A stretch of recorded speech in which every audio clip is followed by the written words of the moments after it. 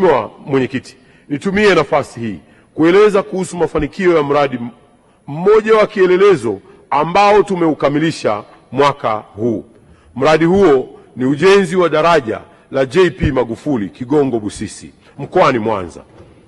Wakati Mheshimiwa Rais Daktari Samia Suluhu Hassan akiingia madarakani mwaka 2021, ujenzi wa daraja hili ulikuwa umefikia asilimia takriban 25, na kutokana na changamoto za kutetereka kwa uchumi wa dunia baada ya janga la Uviko 19, kulikuwa na wasiwasi kuwa ni wapi tutapata shilingi bilioni 539.28 za kukamilisha mradi huo.